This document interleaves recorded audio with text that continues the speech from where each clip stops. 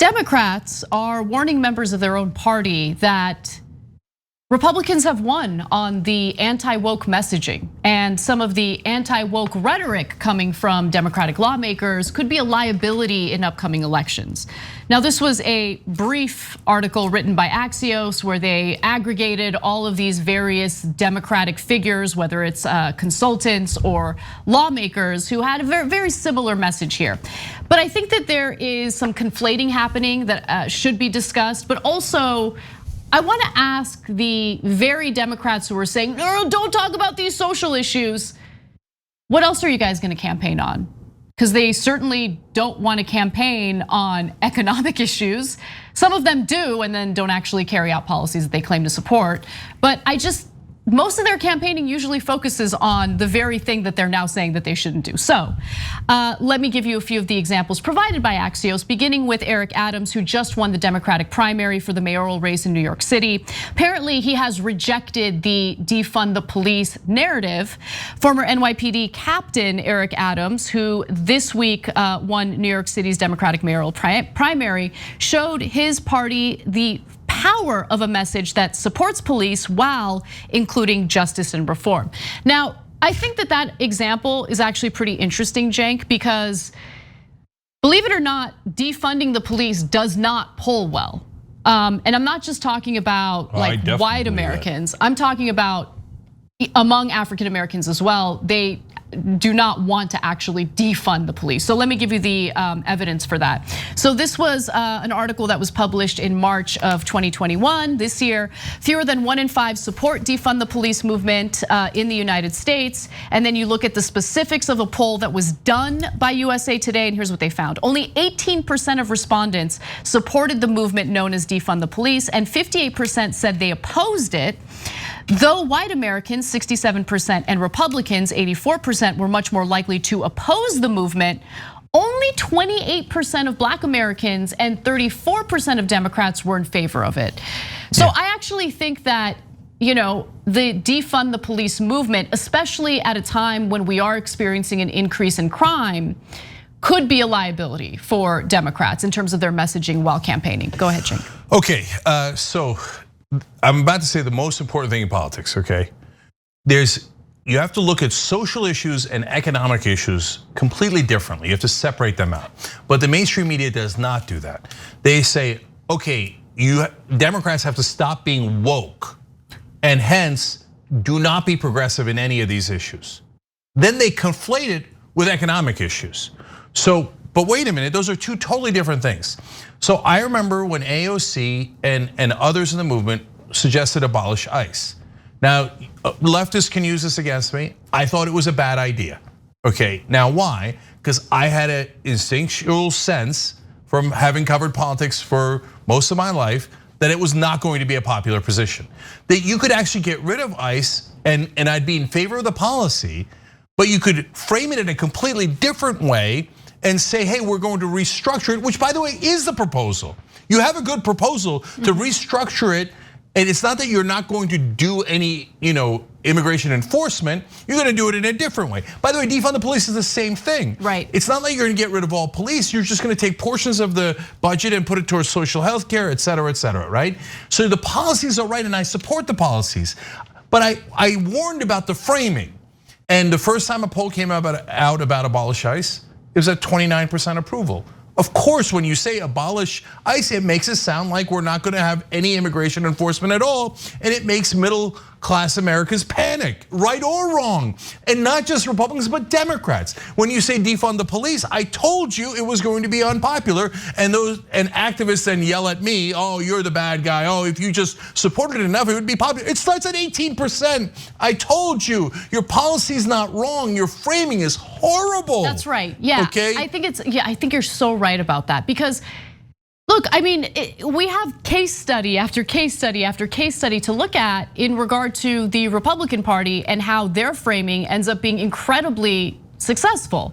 Now they'll have, it's the reverse. They'll have awful policies, but the slogans or the phrases they use to rally support for those policies sound pretty damn good, right? So let's say it's tax cuts for the rich. They'll say, this is simple, right? tax cuts for working Americans or something like that, right? They'll make it very clear that they're doing something that's wildly popular and looking out for the little guy, when in reality, you look at the policy and it's not looking out for the little guy, it's quite the opposite. Look, there's a million examples, enhanced interrogation instead of torture, but the classic one is the estate tax, which was a neutral term for the tax that you would apply to estates, really wealthy estates after someone had passed away, after a certain burial, right? They turned it into the death tax. And so, oh my God, you're gonna tax people even after they die? We do the opposite, right? Right. Like, we would call it like tax the poor people who just passed away with their grieving families. No, why would you call it that? Why would you call it that? That doesn't make any sense, right? And so anyways, but even more importantly, guys, in the framing is, then the mainstream media comes in with their disingenuous attacks and they go, now remember, defund the police polls really badly. That's why you shouldn't do any progressive policies, including raising the minimum wage. Wait, what? No, raising the minimum wage polls fantastic. That's why you shouldn't do Medicare for all. But wait a minute, Medicare for all and universal healthcare polls fantastic, right? And so they're trying to trick you on purpose. They're conflating the bad framing on the social issues with the excellent policies and good framing on the economic issues. And that's the trick. And then that's when the Pelosi and Clyburn and Biden all step in and go, oh no, we can't pass the minimum wage, we can't pass Medicare for all or Green New Deal. We have to surrender and give corporations everything they want. It's a trick, don't fall for it. So the other example that was provided by Axios is the statement made by James Carville, Democratic strategist, earlier this year in April. This was during an interview with Vox where he said, you ever get the sense that people in faculty lounges and fancy colleges use a different language than ordinary people? That's not how voters talk. And so, we covered the entirety of that interview and how Carville was very much concerned about the oversensitive nature of the Democratic Party and how it was turning voters off. But I just want to really emphasize something. So the Democratic Party, and I'm specifically talking about like corporate Democrats, what do when they're running for office or running for re-election? They decide to focus on the social issues, but more importantly, and this is what frustrates me the most about them, they weaponize identity as part of their campaigns, right? So everything is racist, everything is sexist, everything, we're better because we're gonna carry out the best policies for these various groups of people. But then they get elected and they immediately forget about actually fighting for those policies or materially benefiting various disenfranchised groups through their policies. So if they're not going to campaign on economic policies that they like, the same economic policies that Bernie Sanders campaigns on, for instance, and they're not going to focus on the quote unquote woke rhetoric, what are they going to campaign on? So Anna's right, of course. And one of the issues is both sides focus on social issues because they don't want you to look at economic issues. Both corporate Democrats and corporate Republicans argue about Dr. Seuss books and critical race theory, because if they actually campaign on $15 minimum wage, well, then we would get $15 minimum wage and their corporate donors would be furious. Because once Democrats actually campaign on that, they would win and then they would have to do it. Instead, they won and what did they do? They instantly betrayed you on $15 minimum wage. That was the very first thing they did.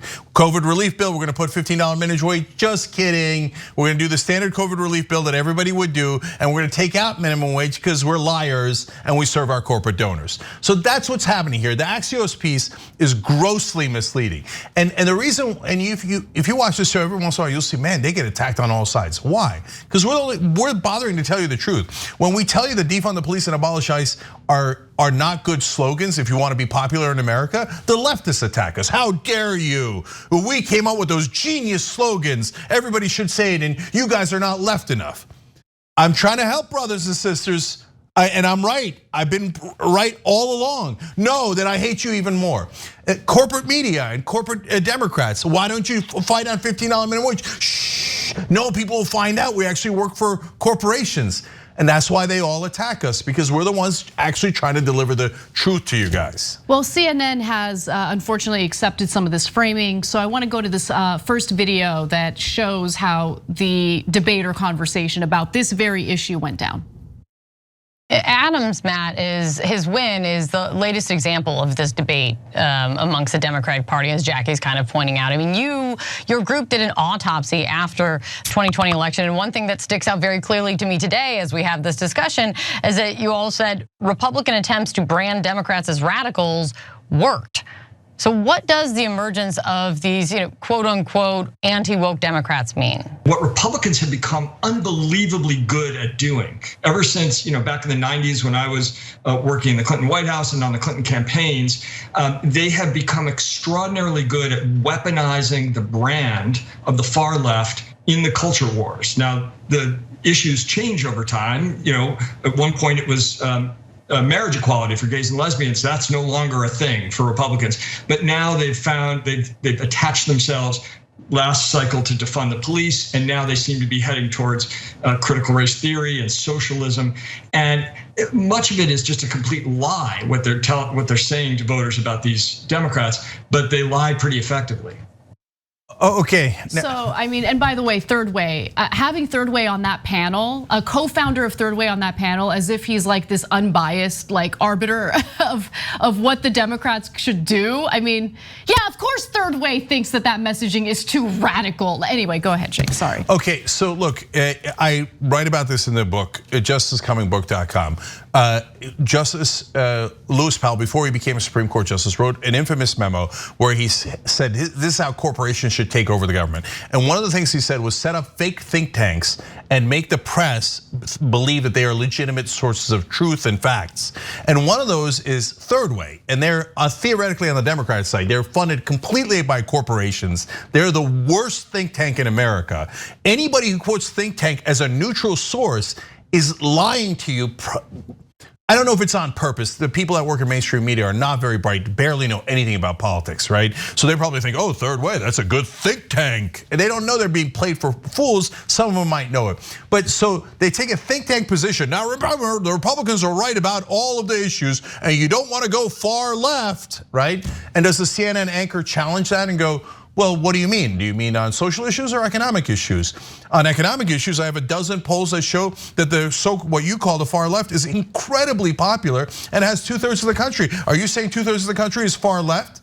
No, the CNN anchor goes, bravo, the far left sucks. We should definitely only do corporate positions. You corporate think tank co-founder, great job, okay? So that's how they scam you.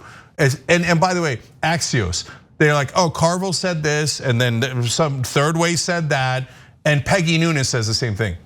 Peggy Noonan is a Republican, a total right winger. No, we should totally listen to what Peggy Noonan has to say. Oh, I see, but that is so credible. I didn't know you were that credible. Thanks for watching The Young Turks, really appreciate it. Another way to show support is through YouTube memberships.